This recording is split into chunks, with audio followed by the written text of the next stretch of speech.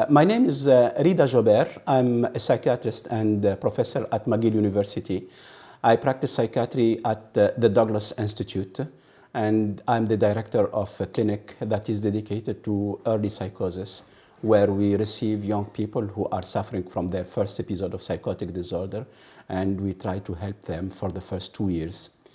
I also do quite a bit of research, basically in genetics of mental disorders, genetics of schizophrenia, genetics of attention deficit hyperactivity disorder, as well as some other research in service organization in different aspects of schizophrenia and attention deficit hyperactivity disorder. Schizophrenia is a term that has been coined more than a century ago, and I think it's a bit difficult to understand what schizophrenia is. It's one of the most challenging, I think, definition in the field of mental illness. But to explain it in simple terms, schizophrenia is a severe mental illness, or at least has been conceived as a severe mental illness that associates a number of symptoms. So in our medical jargon, it means a syndrome, whereby we see hallucinations, meaning hearing or seeing or feeling perceptions that are not real. It associates also delusions, meaning that the person has delusions when they believe in ideas or they believe in things going around that are not substantiated by the evidence, and it also associates disorganization of behavior. It associates problems of functioning in the daily life. And I think that's a very important aspect. You know, besides the symptoms, what is extremely important is that this disorder affects how people are living their lives and whether they're achieving what they want to achieve or not. There are many, I think, definitions of schizophrenia and psychosis, but one definition that is probably very personal to me is, in a sense, people lose a bit of their freedom in this disorder. I think one of the main characteristics of the human mind is freedom, meaning that when we are in a situation or in a difficult situation, we have the capacity to look at the evidence from different angles and to study the situation in a thorough way so that our behavior can adapt to the situation. When people are in psychosis or schizophrenia, the beliefs become so strong, so deeply held, that it is impossible or very unlikely for the person to examine other alternatives. And therefore, we can think about schizophrenia as a medical disorder. We can think of schizophrenia as, sociological or sociological condition. I believe that what is really most salient in this disorder is this incapacity to take advantage of the freedom that we are endowed with to examine situation and problems and to adapt our behaviors consequently. The causes of schizophrenia have been debated, and there is a huge amount of research in the literature, the scientific literature, about that. What causes schizophrenia? How does it come? And probably now we came to the understanding that schizophrenia is what we call a polygenic multifactorial disorder.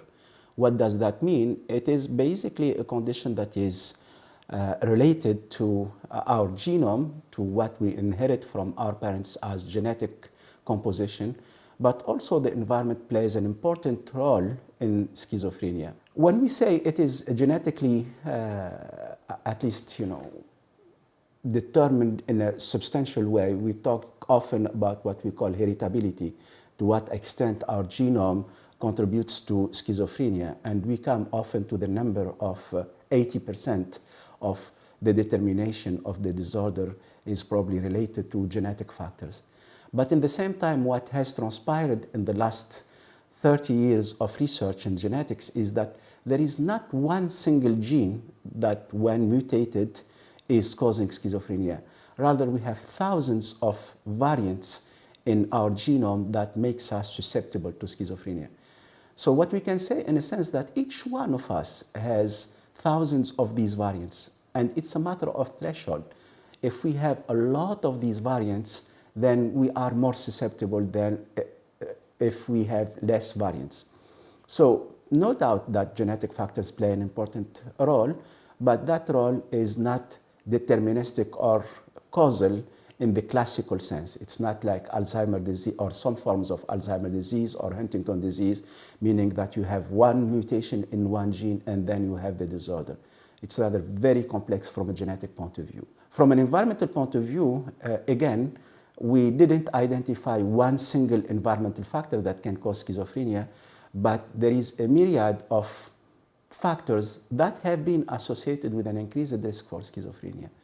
And these factors can vary from being born in the spring, being born to immigrant parents, having had some obstetrical complication during birth, and so on and so forth. None of these factors in itself is causative of schizophrenia, but all these factors have been associated with schizophrenia. So basically, if we are dealing with one person who has schizophrenia, I can say with almost 100% certitude that we cannot isolate one single factor that is causing schizophrenia, but we collect this information to give us some understanding of what was going on and what possibly has increased the risk for schizophrenia. So that takes me to the question of prevention. In order to do prevention, you need to know what is the cause. If you want to prevent cholera, you understand that there is a bacteria that causes cholera, and therefore if you kill that bacteria or you make it completely absent from the environment, you do what we call primary prevention because you have eliminated the factor that is causing the disorder. In schizophrenia, we don't have that capacity for the time being to do what we call primary prevention because the causation of schizophrenia is extremely complex. It's embedded in our genes, in our environment, and all of these factors are small factors that we don't have control on. So primary prevention is impossible in schizophrenia.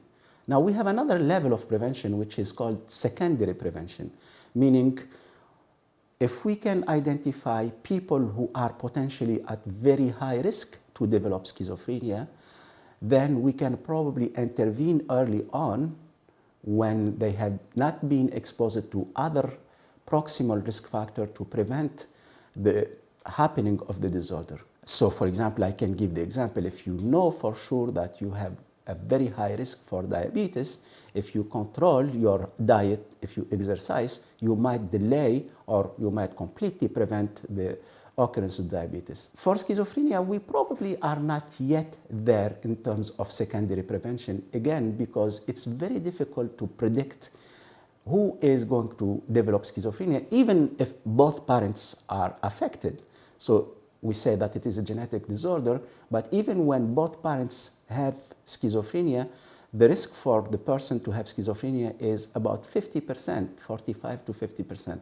So it's not a very high predictive power. Still there, but I think we can do something there, but it's not a very high predictive factor. Another more advanced level of prevention is what we call the indicated prevention. So when really people are at the edge of developing schizophrenia, they are not there yet, but they have some subtle symptoms that are not clearly in the schizophrenia syndrome.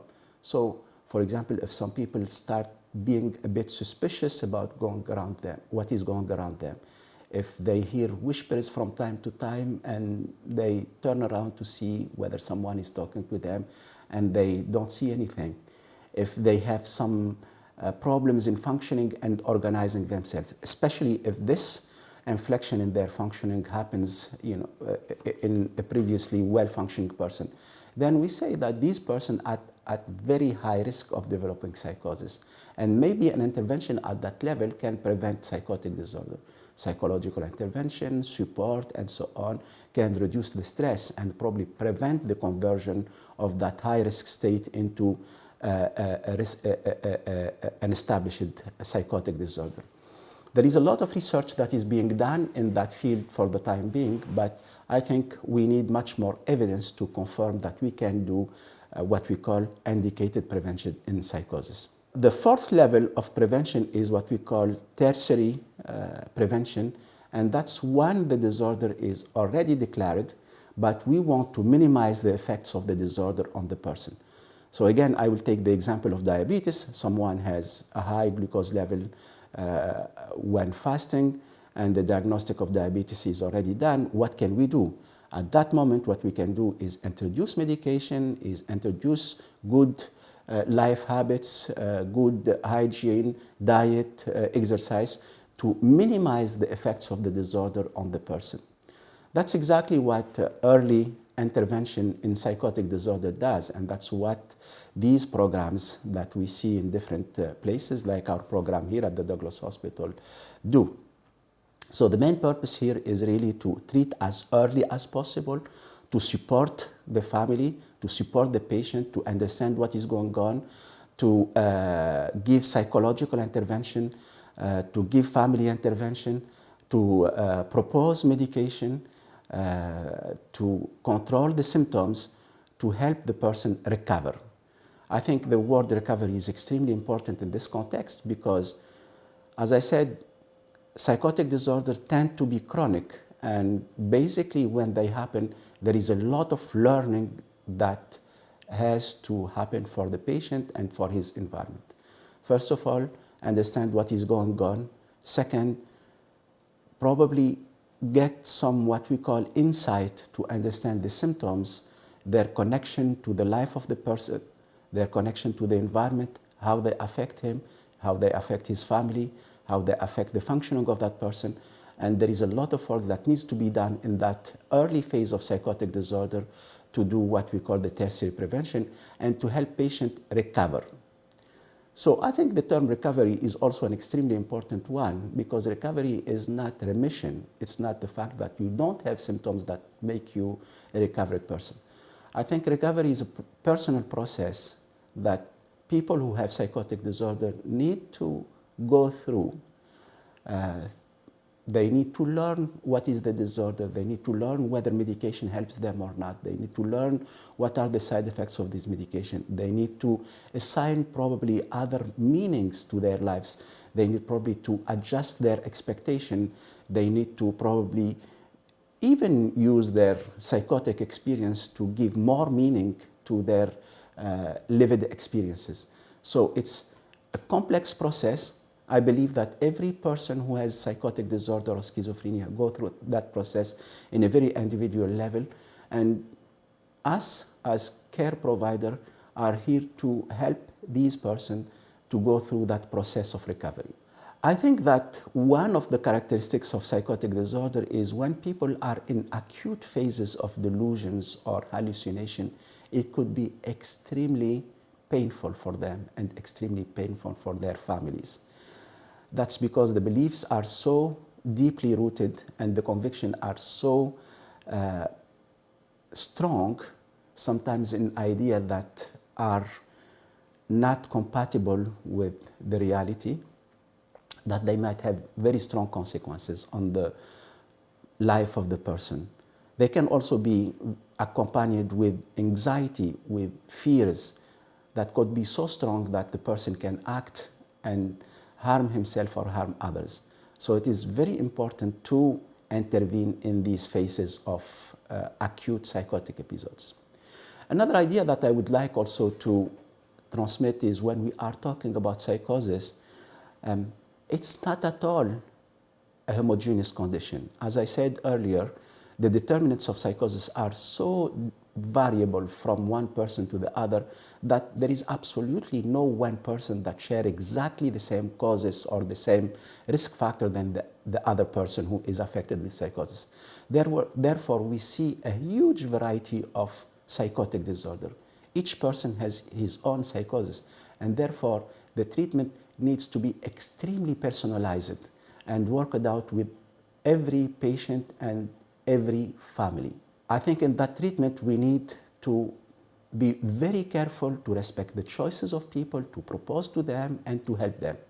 That being said, it happens in some situation that the person who is affected with psychosis have very hard time to judge the situation, and sometimes, unfortunately and painfully, we are obliged to go for the court and ask for treatment order in order to protect the patient for some periods of time. I think also that the law is very well established. When we go, we respect the process, and we, in all cases, whether in very mild forms of schizophrenia with very clear insight and deep insight, we help the patient to improve that insight and to recover and to get the appropriate treatment for him or her. In the very severe cases, sometimes we work very hard with the patient to improve that insight, to get the person to a level of functioning and understanding that is helpful and can improve the functionality and the life of the person. But sometimes, unfortunately, in few cases, we might go to a judge and request a treatment order. I believe that in psychiatry, we are at the forefront of personalized medicine. I think this is an idea that not many of my colleagues share with me. But we have medications that are very effective. When we compare the effectiveness of our medication to the effectiveness of drugs or medicine used in other fields of the medical field, our medications are very effective in controlling symptoms. They have also side effects. They have significant side effects, and I think it's extremely important to be aware of that.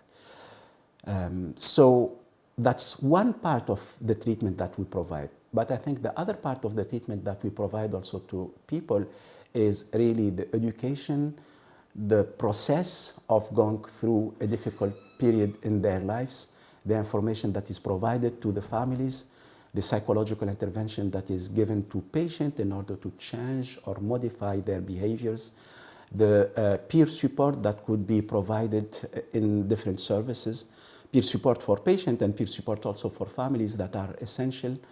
And I think we need to, so in that context, I believe that psychiatry and the work that we do is really at the forefront of individualized medicine. But that being said, I think if we want to help our population and our families and our patients who are affected with this disorder, it's very important to continue the research. The research not only in understanding what are the causes of this disorder, but also how we can organize our health system and our care provision in order to be attuned to the needs of patients and families. In Canada, we do a pretty good job in treating patients with psychotic disorder. I think we have done a lot in terms of reducing stigma, making our population aware of these problems. But I believe stigma is something that needs to be worked out all the time. There is always some fear about madness. And I think, in a sense, that would be there. It has been there for thousands of years, and it will be there. But what we need to do is really to better understand what is going on and to make our population much more aware of what are the different problems that are associated with mental health in general. So that's a work that is going on and needs to be going on all the time. I don't think that there is an end to the work that we do in order to reduce stigma. It's a dynamic process, and it has to be all the time there. So what we need to improve in Canada in terms of provision of care, I think we need to make our services much more accessible. I think we need to make our services much more attuned to the needs of patients. I think that as much as I believe that antipsychotic medications are extremely helpful, we need also to be very much aware about the side effects and about the choices of the patient with regard to that and how we can help them take the right decision. Sometimes I confess it's not easy because we see many patients who refuse completely to take medication, and some of them would be in a very difficult situation if they are not taking the medication. So that's another issue that we need also to work with. So there are a lot of things that could be improved in our health system and in our care system, in our research structures also, to improve the situation of people suffering with psychotic disorder in our population. There is often the idea that severe mental illness is associated with violence or murder and so on and so forth. That's because the media, not only in the field of mental illness, but in politics, in all aspects, the media tends to present the dark side of things. But I believe that people who suffer from severe mental illness are most of the time victims rather than perpetrators. So, and that's true. I think people who have mental illness are stigmatized, are looked at in a very negative way. That's something that we need to work on in the media, to present all the aspects of mental illness and how it affects people.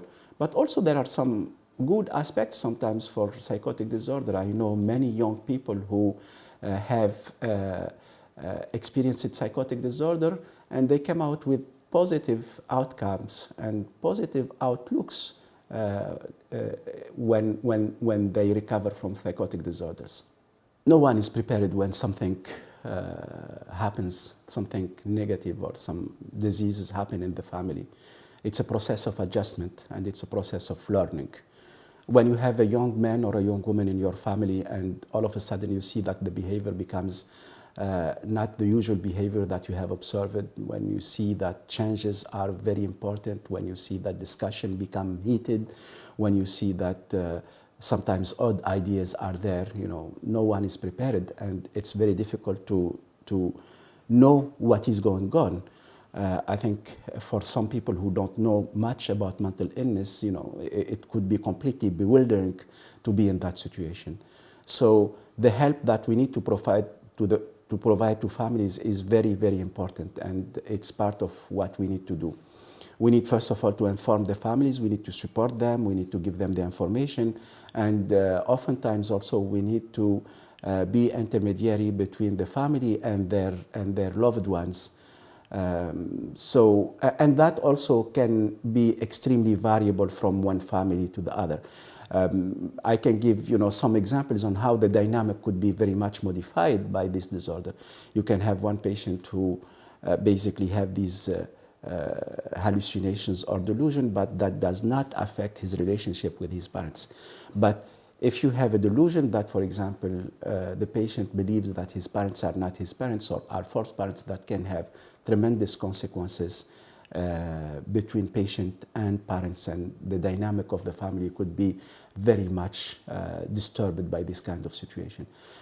Imagine that you are a parent and all of a sudden your son or your daughter is having this kind of idea that can be extremely sad, and it can affect you in a very big way. So I think that's also part of what we do, because psychosis doesn't affect the person, but it affects the family and it affects friends, and so therefore a work needs to be done around the patient and his family. I think, as I said earlier in this video, I believe that schizophrenia in a sense and psychotic disorder are, to me, a loss or a partial loss of freedom. I think it's very important to help people regain their freedom and make the right decisions, and that's the main purpose of the work that we do. I'm very proud to be a psychiatrist, and I'm very proud to work every day towards this aim of helping people to regain their freedom, and not only using medication, but using all the tools that we have.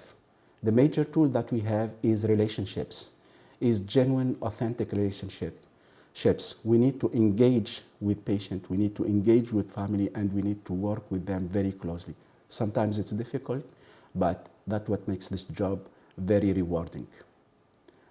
I'm sometimes really bewildered in front of a delusional system that is there, but also I'm bewildered by the capacity of the human mind, not only the brain, but the human mind, to recover and to reconstruct a reality that helps people to be free and to thrive in life. Thank you.